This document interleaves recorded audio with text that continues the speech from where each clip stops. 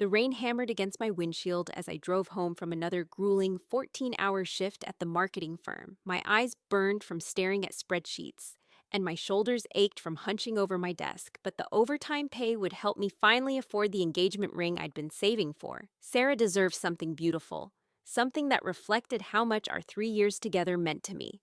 The highway stretched ahead, nearly empty, except for the occasional truck rumbling past. That's when I saw her, a figure hunched beside a smoking sedan on the shoulder, rain soaking through what looked like a business suit. My first instinct was to keep driving. It was nearly midnight. I was exhausted, and helping strangers on dark highways wasn't exactly safe. But something about the defeated slump of her shoulders made me slow down. I pulled over 20 feet ahead of her car and grabbed the umbrella from my back seat. As I approached, I could see she was a woman in her 50s. According to YouTube analytics, 99% of viewers are not subscribed. That's a huge number. By subscribing the channel that is completely free, you'll help support the channel and never miss fresh content. Well dressed despite being drenched, with streaks of mascara running down her cheeks. "Are you okay?" I called out, holding the umbrella over both of us. She looked up, startled, then relieved. "Oh, thank God. My car just died, and my phone's battery's gone. I've been standing here for almost an hour."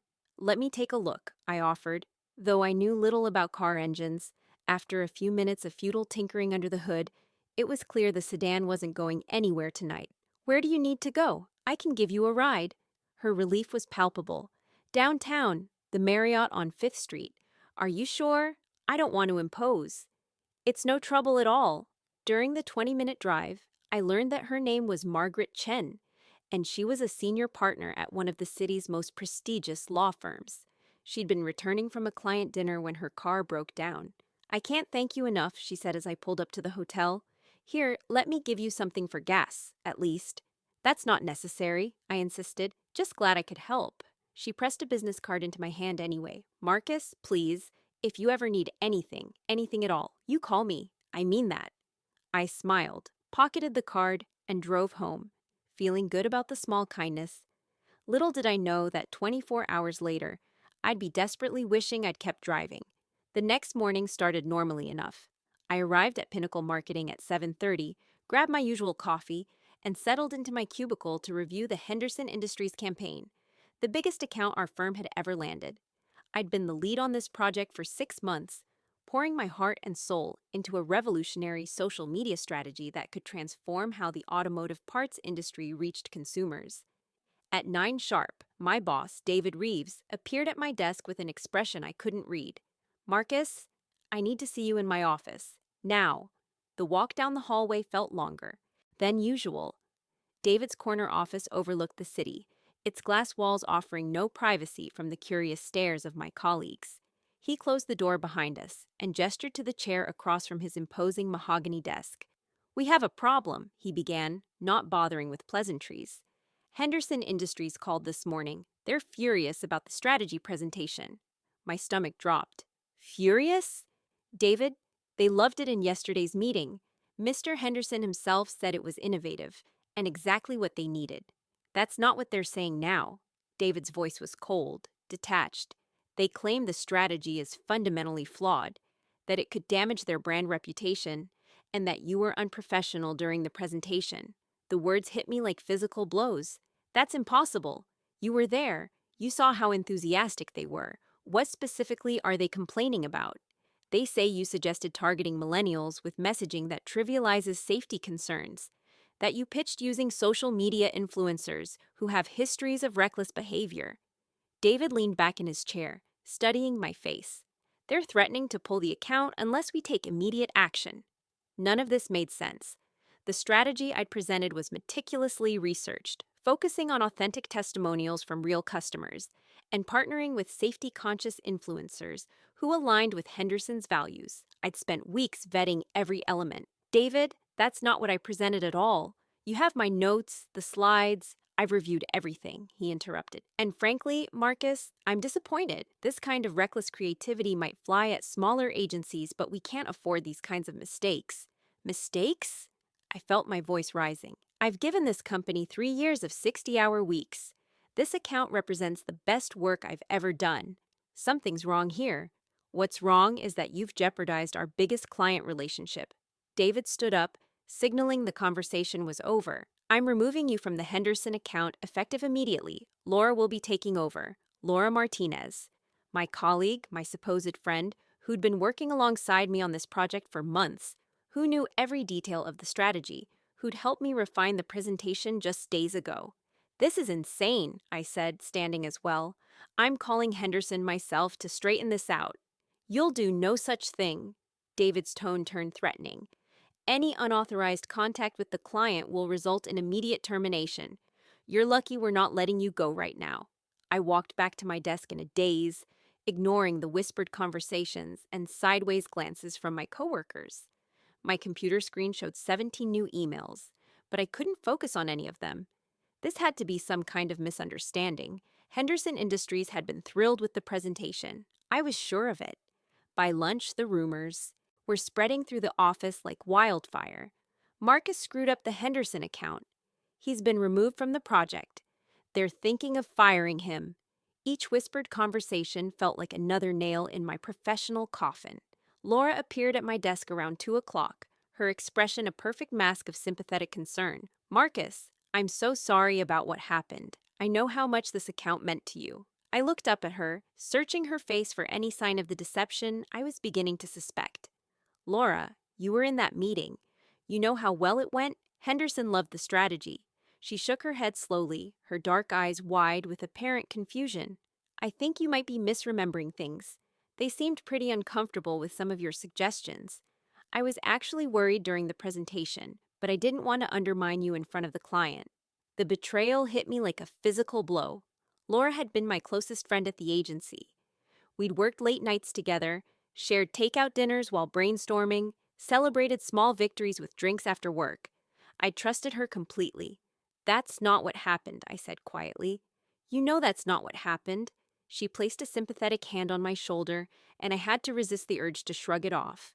I know this is hard to accept, but maybe it's for the best. You've been under a lot of stress lately, working too much, staying too late. Maybe this is a chance to take a step back and refocus.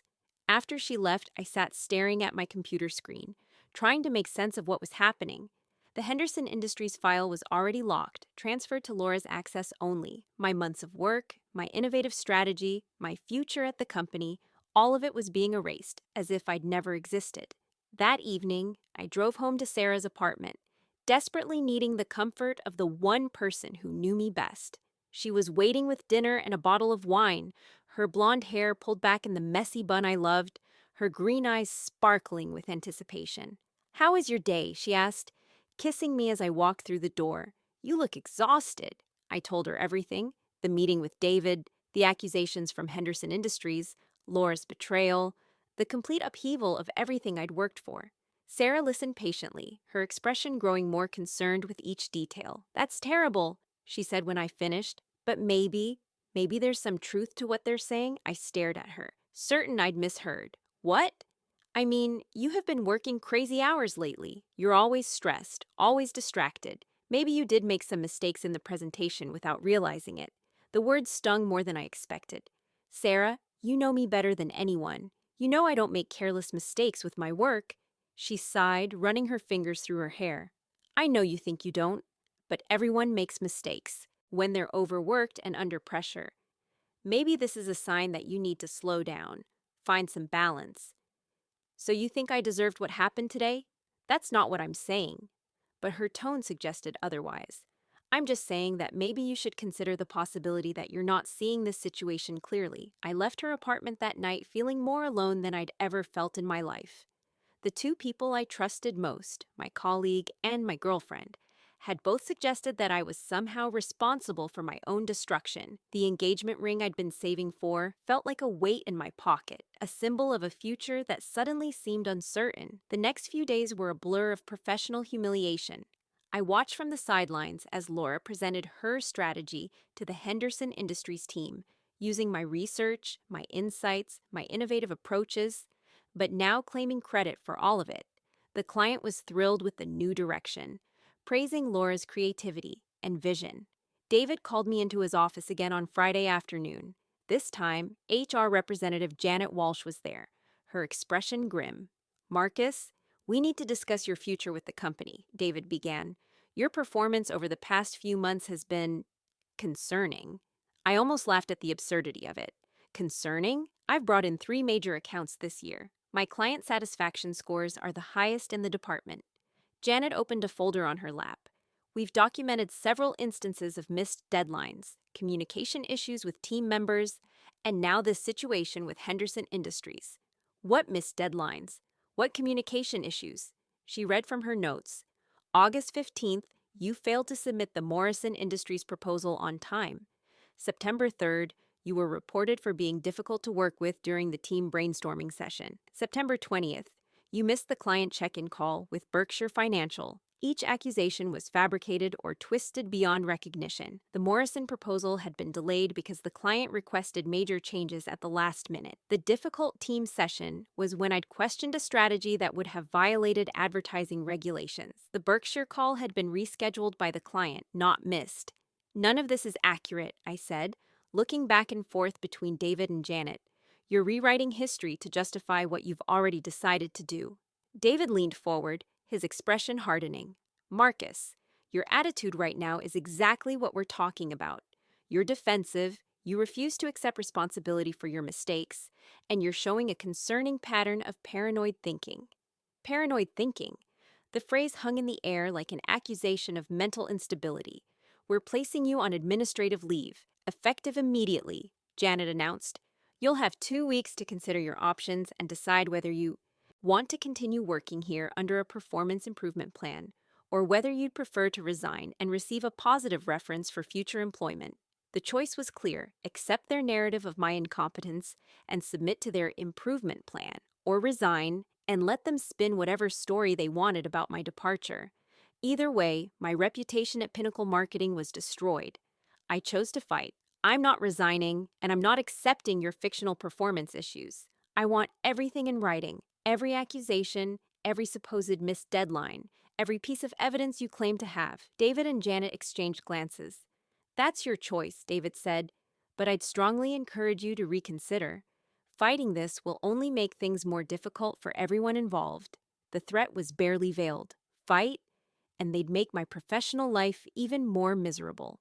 That weekend, I sat in my apartment surrounded by 3 years' worth of work documents, performance reviews, and email records, trying to build a case for my own competence. Every positive review, every successful project, every client testimonial seemed to mock me now. How had I gone from rising star to liability in the span of a week? Sarah came by on Sunday evening, looking uncomfortable and distant. "I've been thinking about what you said," she began, perching on the edge of my couch like she was ready to flee at any moment. "About work, about everything that's been happening. And I think maybe we need to take a break." The words hit me like a punch to the gut. "A break? You're going through something right now, Marcus. Something I don't understand and can't help with. You're angry all the time. You're suspicious of everyone around you. You're convinced that everyone is plotting against you. Because they are plotting against me." The words came out louder than I intended, and Sarah flinched. "Sarah, you know me. You know I'm not paranoid or delusional. Something is happening here, something deliberate and calculated, and everyone I trust is telling me I'm crazy for seeing it." She stood up, grabbing her purse. "That's exactly what I'm talking about. Listen to yourself. You sound crazy?" "I didn't say that." "You didn't have to." I stood as well, the engagement ring burning like a coal in my pocket. "Let me guess. You think I deserve what's happening to me too? You think I brought this on myself?" "I think you need help," she said softly. "Professional help. And until you're ready to get it, I can't be part of this." She left me standing in my living room, surrounded by the evidence of my professional achievements and personal failures, more alone than I'd ever been in my 28 years. Monday morning brought a call from HR. Janet Walsh's voice was professionally neutral as she informed me that my administrative leave was being extended indefinitely while they conducted a thorough review of my employment history. "What kind of review?" "We're looking into some additional concerns that have come to light regarding your professional conduct. More fabrications, more rewritten history, more nails in the coffin they were building around my career." I hung up the phone and stared at the walls of my apartment, wondering how my life had become unrecognizable in the span of 10 days. That's when I remembered the business card. Margaret Chen, senior partner, Chen, Williams and Associates. If you ever need anything, anything at all, you call me. I'd helped a stranger on a rainy night, expecting nothing in return except the satisfaction of a good deed.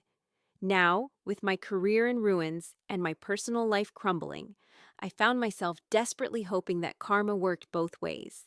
I called the law firm and was transferred to Margaret's assistant. Ms. Chen is in meetings all day, the assistant informed me. Can I take a message? Tell her it's Marcus Rodriguez, the man who gave her a ride from the highway last week. I need her help. Within 10 minutes, my phone was ringing. Marcus, what's wrong? Margaret's voice was immediately concerned. You sound terrible. I told her everything. The Henderson account, David's accusations, Laura's betrayal, the fabricated performance issues, the administrative leave, even Sarah's abandonment. When I finished, there was a long silence on the other end of the line. Marcus, I want you to come to my office this afternoon. Bring every document you have related to your employment, contracts, performance reviews, emails, everything. I don't have money for a lawyer, I admitted. I'm probably going to lose my job, and I can't afford. You helped me when I needed it most, she interrupted.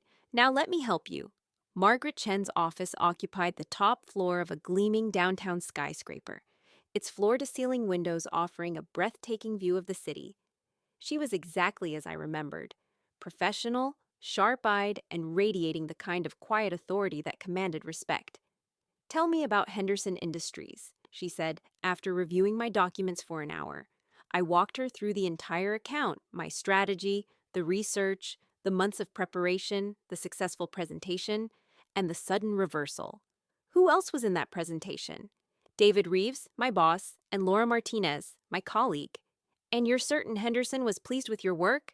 Absolutely certain. They were enthusiastic, asking detailed questions about implementation, discussing timelines. Mr. Henderson himself complimented the innovation. Margaret made notes on her legal pad. What's your relationship with this Laura Martinez?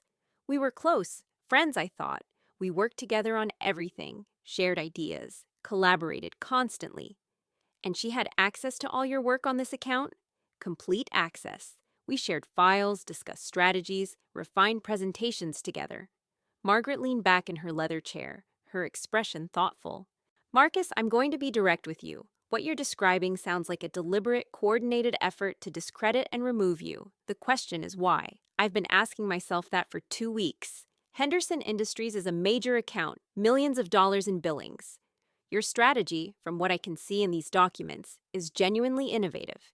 If it succeeds, who benefits? The answer hit me like a revelation. Laura. She'd be the hero who saved the account. It would make her career. And your boss, David Reeves? He'd get credit for managing the crisis and choosing the right person to fix the problem. Margaret nodded grimly. Classic corporate sabotage. Remove the threat, steal the work, rewrite the narrative. It happens more often than you'd think. But how do I prove it? That's where I come in. She stood up, moving to her window. I'm going to file a wrongful termination suit against Pinnacle Marketing, alleging conspiracy, defamation, and theft of intellectual property. But I haven't been terminated yet. You will be. They're just waiting for you to resign so they can avoid unemployment claims and maintain their narrative. When you don't, they'll manufacture a reason to fire you. Over the next 2 weeks, Margaret's prediction proved accurate. Pinnacle Marketing's investigation uncovered more fabricated evidence of my supposed incompetence. Missed meetings I'd never been invited to, complaints from clients I'd had excellent relationships with, instances of insubordination that existed only in David's imagination. The final blow came when they accused me of sharing confidential client information with competitors, a career-killing allegation that would blacklist me from the industry. They're getting desperate, Margaret observed when I called her with the latest accusation. When people start making increasingly outrageous claims, it usually means they're worried about getting caught. Caught doing what? Something they don't want investigated. I filed our lawsuit, Marcus. Discovery starts next week. The legal discovery process was like watching a magician's trick in reverse. Secrets that had been hidden suddenly became visible. Lies that had seemed believable crumbled under scrutiny.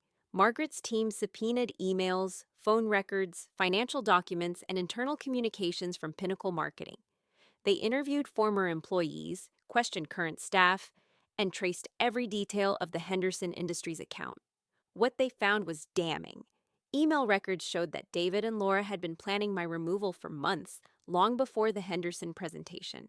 Text messages between them revealed the strategy: discredit my work, steal my ideas, and position Laura as the savior of the account. But the most shocking discovery came from Henderson Industries itself. When Margaret's investigators interviewed the actual decision makers at Henderson, they found that the company had never complained about my presentation.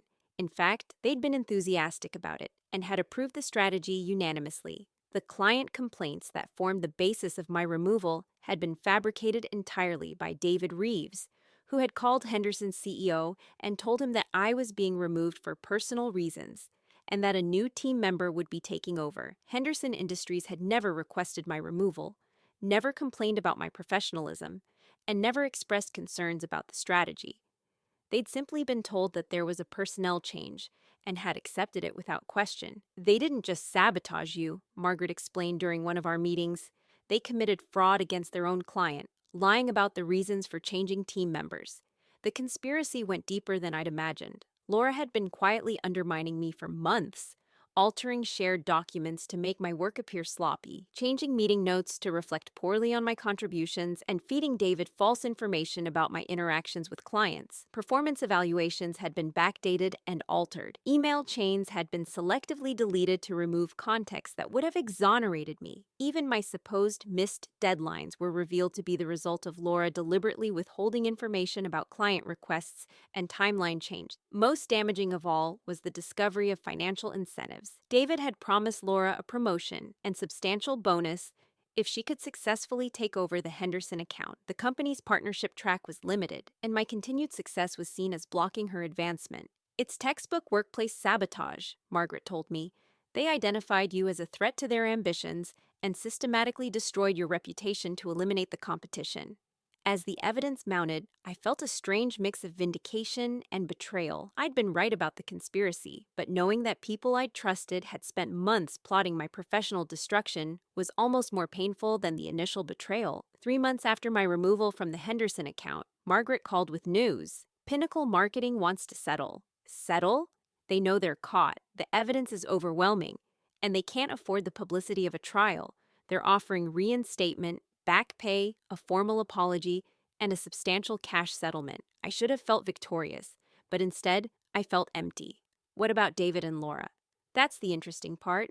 David Reeves was terminated yesterday for breach of fiduciary duty and fraud.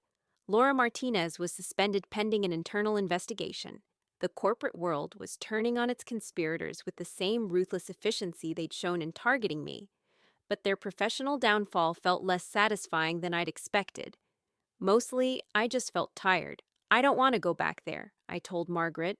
I can't work with people who would do something like this. I understand. We can negotiate a departure settlement instead, enough to give you time to find a better position elsewhere.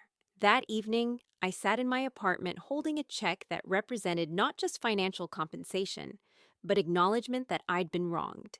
Pinnacle Marketing's formal apology letter sat on my coffee table, its legal language carefully crafted to admit fault without accepting full liability. My phone rang. It was Sarah. I heard about the lawsuit, she said without preamble. I saw the news article. The story had made the business section of several local newspapers. Corporate sabotage cases were apparently newsworthy, especially when they involved major advertising accounts. So now you believe me? There was a long pause. I always believed you were a good person, Marcus. I was scared. You seemed so different, so angry, and I didn't know how to help. You could have trusted me. You could have stood by me when I needed you most. I know. Her voice was barely above a whisper. I made a mistake. Could we maybe talk? Try to work things out? I looked around my apartment, the same space where she'd told me I needed professional help, where she'd suggested I was delusional for believing in a conspiracy that had now been proven in court. I don't think so, Sarah. Some things can't be undone. Please, Marcus, I love you. If you loved me, you would have trusted me. I hung up the phone and felt something I hadn't experienced in months: peace. 6 months later, I was working as creative director at Morrison and Associates, a boutique marketing firm that valued innovation over politics. My new colleagues treated me with respect, my ideas were heard and implemented, and I was rebuilding the professional reputation that had been nearly destroyed. Margaret Chen and I had become genuine friends, meeting for lunch every few weeks to discuss everything from legal strategy to life philosophy. The night I'd helped her on that rainy highway had created a bond that extended far beyond professional obligation. "You know what I've learned from all this?" I told her during one of our lunches. "What's that? Karma isn't revenge, it's truth. It's the way the universe eventually reveals what's real and what's false, who's genuine and who's pretending." She smiled, very philosophical for a marketing executive. I had time to think while my life was falling apart. News about my former colleagues reached me through industry contacts. David Reeves had been blacklisted from major agencies and was working for a small firm in another state at half his previous salary. Laura Martinez had been terminated from Pinnacle Marketing and was struggling to find similar work. Word of her sabotage had spread through the tight-knit advertising community. Henderson Industries, ironically, had been so impressed with her strategy that they'd tried to poach Laura for an in-house position. When they discovered she hadn't actually developed the campaign, they terminated their relationship with Pinnacle Marketing entirely and hired Morrison and Associates instead, meaning I was once again working on the account I'd originally created. The presentation I gave to Henderson's executives was almost identical to the one I delivered a year earlier, except now I was working for a company that valued my contributions and supported my vision. The campaign launched to considerable industry acclaim, winning several advertising awards and generating record sales for Henderson Industries. Standing in my new office, looking out at the city skyline, I thought about that rainy night when I'd stopped to help a stranger. At the time, it had seemed like a simple choice between kindness and convenience. I'd had no idea it would become the thread that would help unravel the web of lies that nearly destroyed my life. Karma, I'd learned, wasn't about cosmic justice or mystical retribution. It was about the connections we make, the trust we build, and the way our actions create ripples that spread far beyond our immediate understanding. I'd helped Margaret when she needed it most, and when my world collapsed, she'd been there to help me rebuild it. But more than that, the experience had taught me something about truth. Lies might triumph in the short term, might seem convincing when supported by the right people and the right narrative, but truth has a weight to it, a persistence that eventually breaks through even the most elaborate deceptions. David and Laura's conspiracy had been sophisticated and well executed. They'd anticipated my reactions, prepared for my defenses, and almost succeeded in completely rewriting my professional reality. But they'd made one crucial error. They'd assumed that the truth was whatever they could convince people to believe. In the end, evidence was stronger than narrative, facts more durable than fiction, and genuine competence more valuable than political maneuvering. I thought about Sarah sometimes, wondering if she'd learned anything from watching my vindication play out in public. Our relationship couldn't be restored. Trust, once broken by doubt in such crucial moments, leaves scars that never fully heal. But I hope she'd gained some understanding about the importance of standing by people during their darkest hours, especially when doing so requires courage. The engagement ring I'd bought for her had been returned, the money added to my settlement funds. That relationship, like my old job, belonged to a previous version of my life, one where I'd been naive enough to believe that good work would always be recognized, that friends would always remain loyal, that love meant unwavering support. I wasn't bitter about losing those illusions.